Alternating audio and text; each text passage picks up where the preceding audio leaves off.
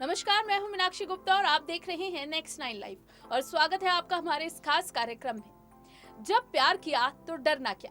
Actress Madhubala के इस गाने की लाइनें तो आपने सुनी ही होंगी। चाहे जितना भी इस गाने में सच्चाई हो, लेकिन फिर भी प्यार करने और उसे दुनिया में जताने से काफी लोगों को डर लगता है, क्योंकि ऐसा जरूरी नहीं है कि हर बार आपका प्यार एक ब्यूटीफुल लव स्टोरी में तब्दील ही हो जाए। बॉलीवुड की सबसे खूबसूरत अदाकारा कही जाने वाली मधुबाला की जिंदगी भी कुछ ऐसी ही थी। उनकी लाइफ में प्यार तो कई बार आया, लेकिन हर बार किसी न किसी वजह से वो अपने मुकाम तक नहीं पहुंच पाया। हमें ये बात माननी पड़ेगी कि गॉसिप और अफेयर्स बॉलीवुड में सिर्फ आज की बात नहीं है। रिलेशनशिप, अफेयर्स और गहरे राज का हमेशा कुछ स्टार्स की जिंदगी में परमानेंट कॉर्नर रहा है। इस बात को मधुबाला से ज्यादा अच्छे से कौन जान सकता है। एक बुरी मौत से लेकर एक्ट्रेस के कई स्टार के साथ लिंकअप तक, आज हम आपको मधुबाला के जीवन में आए सभी पुरुषों के बारे में बताएंगे, जिन्होंने उस समय एक्ट्रेस का साथ छोड़ दिया जब उनको किसी के साथ की सबसे ज्यादा जरूरत थी।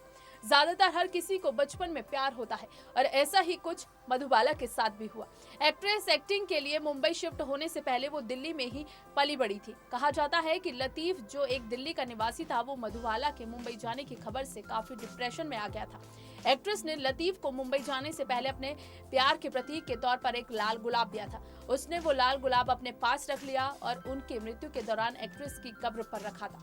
कहा यह भी जाता है कि लतीफ अब भी मधुबाला की कब्र के पास हर साल 23 फरवरी को जाते हैं और उस पर एक लाल गुलाब रखते हैं।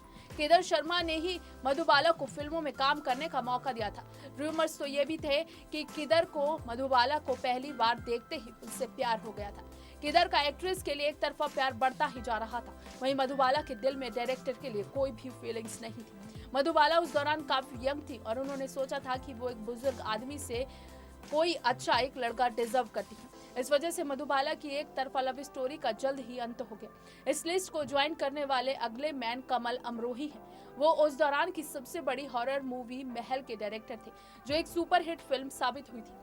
कहा जाता है कि कमल और मधुबाला एक दूसरे के साथ घंटों समय बिताया करते थे। एक रिपोर्ट के अनुसार मधुबाला के पिता ने भी इस रिलेशनशिप को अप्रूव कर दिया था और कहा था, आगे चलकर इन दोनों की शादी हो जाए तो मुझे कोई एतराज नहीं है। जब दोनों ने शादी के बंधन में बंधने का फैसला किया, उस दौरान कमल पहले से ही शादीशुदा थे, लेकिन मधुबाला को इस बात से इश्यूज थे, क्योंकि वो कमल की दूसरी पत्नी कभी नहीं बनना चाहती थी और उन्होंने कमल को अपनी लाइफ और उस दौरान की फेमस एक्ट्रेस मीना कुमारी ने से तलाक लेने को कहा था।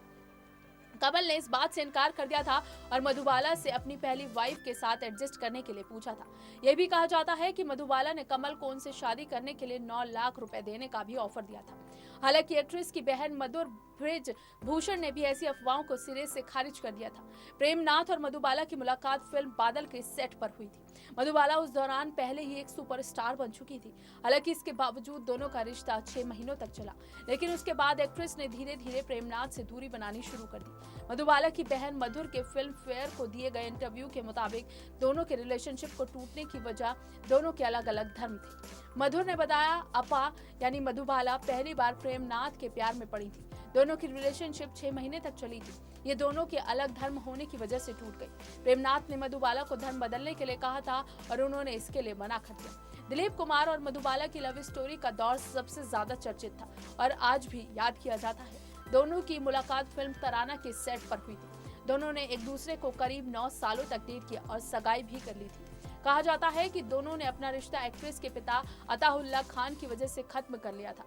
मधुबाला ये रिश्ता खत्म होने के बाद काफी दिनों तक रोई थी और दिलीप कुमार से फोन पर चीजें सही करने की भी कोशिश की थी, लेकिन एक्टर नहीं पिघले। एक्ट्रेस की बहन मधुर ने मधुबाला और दिलीप कुमार की कॉल पर हुई बातचीत का एक किस्सा शेयर करते हुए एक बार बताया था। दिलीप ने मधुबाला से कहा था कि अपने पिता को छोड़ दो तो मैं तुमसे शादी कर लूंगा, जिस पर उन्होंने कहा था, मैं आपसे शादी कर लूंगी, लेकिन एक बार घर आकर उनसे माफी मांगकर उन्हें गले लगा लो।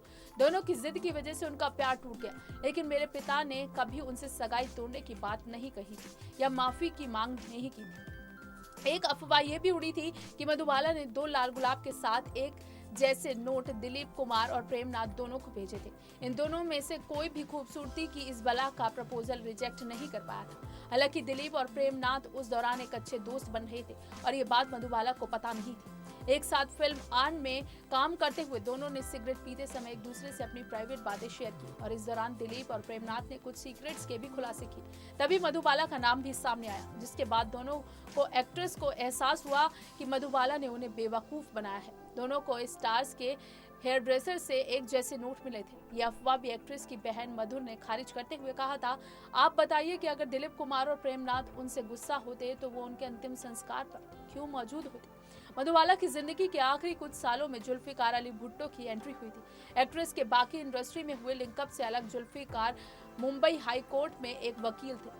वो काफी अमीर थे, जिनके पास मुंबई में काफी जमीनें भी थी। जुल्फिकार उस दौरान अनारकली की खूबसूरती की एक झलक देखने मुगले आजम के सेट पर अक्सर आया करते थे। दोनों का अफेयर ज्यादा समय का नहीं था और ये कहा जाता है कि इसके टूटने की वजह दोनों के भविष्य में साथ न रहने की उम्मीद थी, क्योंकि मधुबाला दिलीप कुमार से ब्रेकअप के दर्द से उस दौरान उभर नहीं पाई थी। एक्ट्रेस का जुल्फिकार से रिलेशनशिप आज भी एक रहस्य बना हुआ है।